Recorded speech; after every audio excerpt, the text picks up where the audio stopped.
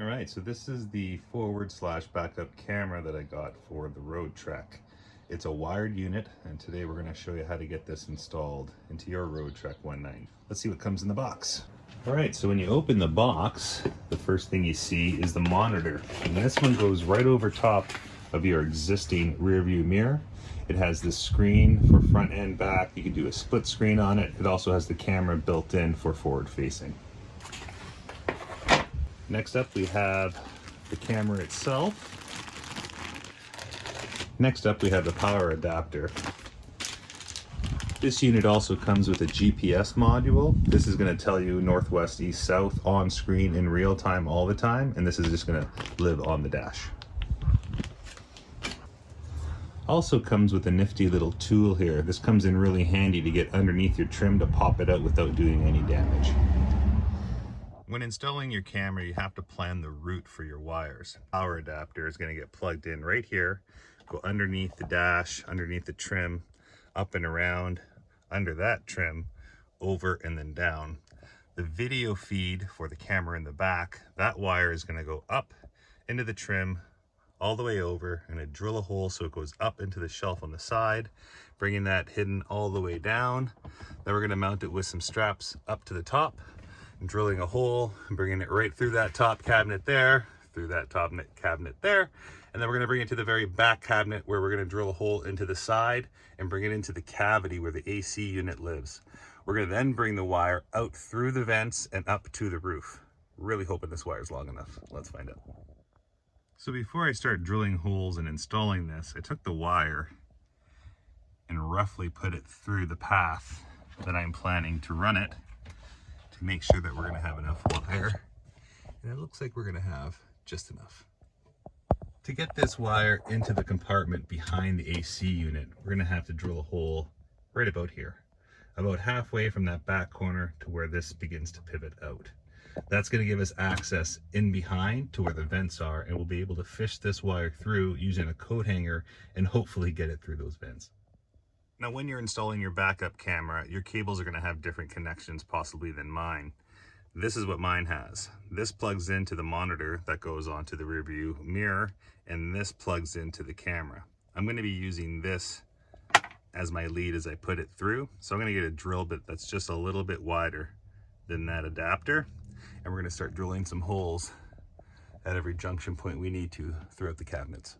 When installing the monitor and front camera onto your rear view mirror, we're going to be placing this over top, and then these hooks here are going to bend backwards, and they're going to be held together by these rubber gaskets that go on the back to give it a nice firm feel and universal, so it'll fit over any rear view mirror. Let's get this in. So the first wire I put in is the GPS. Plugged it into the top, tucked it in under the trim all the way here, and then using this plastic tool, I was able to tuck it in behind all this trim, bring it down to the dash, and this is where I'm going to stick it with the 3M tape on the back. I think that's going to work out quite nicely. Well, drilling holes in your Roadtrek really isn't something that anyone looks forward to, but we're going to do it as safely and neatly as possible. The first hole I'm going to drill is just on the back side of the curtain rod for the front window. And this one here, right where it turns to the wood from the material, that's about at the end of the shelf up top. So we're going to drill a hole straight through here, and then we're going to get the wire into there, and we'll make our way over to drill the hole beside the smoke detector. All right, we got the first hole drilled in, and we got the wire through, and we're going to start drilling the rest of the holes through the cabinetry. So in the cabinet on top of the stove, we're going to be drilling another hole, and we're going to be going approximately right about here, right in the top corner, and that's going to pop us out on the other side here where we can bring the wire up and through. And that one's done, and now this one. All right, and we're through. This one here, make sure you drill from inside this cabinet, line it up just above here so that you know you're going to come out at just the right spot. For the next hole here, if you look, it's hard to tell, but this face is actually a little further ahead than this one here. So I'm going to start my drill right against the side here and bring it through. And we're through again. Yeah, worked out really well. Can't quite bring it all the way up to the top of the ceiling, but just a couple inches down. And now, the one I've been dreading. We're gonna be drilling into the back cavity through the cabinet here. Let's see how this works out. So before I drill that last hole, I thought I'd start the wire off, plug it in, and start getting it under the trim here. Fit quite easily across the front. Then when you get to this side panel, you can tuck it in here nice and neat and hidden. And now I'm just gonna bring it and put it underneath this trim on the side. Hides it totally, and the only spot it's really revealed is up in this corner. So after running the camera wire through the trim and up into the shelf here, I realized you can just tuck this in and under. It fits right with the trim on the side.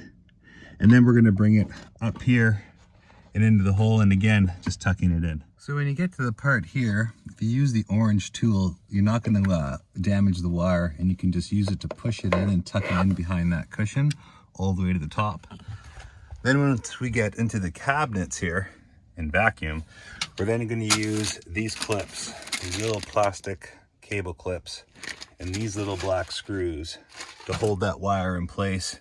I'm gonna lay it down right in the bottom corner, and then I gotta figure out how I'm gonna screw those screws in here. Oh man. All right, well, while drilling that hole through, I went through the wood and then hit the metal sheet that's on the back.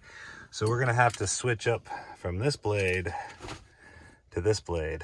I'll get through that metal, try to move the bit around to try to get away from any sharp edges on the side that might damage the wire, and feed that through. And success! We got the hole through the wall there. I'm gonna take a clothes hanger and wrap the tip of this with some tape over the end of that clothes hanger. I'm gonna see if I could feed this through and get lucky and get it through the vents on the outside. All right, so plot twist. I actually came to the back of the van, took my clothes hanger, and I was able to snipe it through the vent, through the hole into the cabinet. I don't know if you can see it inside there. And now I'm gonna tape the end of that connector to this clothes hanger and gently pull it through, and we'll get to mounting that camera. Not really sure where we're gonna put it yet. All right, so just gonna take some electrical tape, the end here, and we're gonna tape it on to the clothes hanger coming through, and we're gonna pull her through that hole there and see if we can get it through that vent. All right, let's see how my clothes hanger fishing skills are here. Oh, there she is. Boom, got it. All right, let's get that camera and figure this thing out. The installation kit came with this 3M double-sided tape. It left a couple holes in it for the screws to go in. Because we're putting this on a Roadtrek, using screws is not an option on the fiberglass roof. I want something that's going to be a little bit stronger. So I'm going to use this Gorilla tape. It's rated for 35 pounds, double-sided. I think this is going to hold that camera in position for years to come. All right, after some hemming and hawing, I think I'm going to place the camera right here beside this light, as close to center as possible. I was going to place it on top of the light, but the angle just isn't right with the way this camera mounts. So we're going to get that Gorilla tape on the back of this guy and get her adhered. But before we do, always make sure you use some rubbing alcohol to clean the surface. That way you're going to get the best stick as possible. After you get everything set up and you get your power on, you're going to want to come back to the back of the van and set this up so that the camera is at the right angle for your best point of view. I also put a Velcro strap on the wire to inhibit any type of shaking or rattling causing any abrasion on the side of that wire to the vent. Now that our wire installation is complete, the only real spots you can see them is directly above the visor. There's a small spot here on the dash where you can see the power wire going up into the trim. GPS antenna is there. And the only other real spot that you can see the wire at all is right there behind the smoke detector. Nice, neat installation. All right, let's get this thing fired up. All right, time to sit down with this manual, fire this baby up, and get it all set. Oh, here comes that satisfying part. Silky. If you're looking to use a similar backup camera with this type of mounting monitor on your rearview mirror, here's a little tip for you.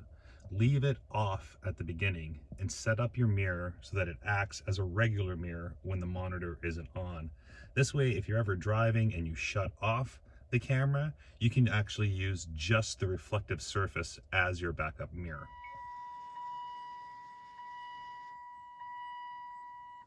And there it is. Nice little unit.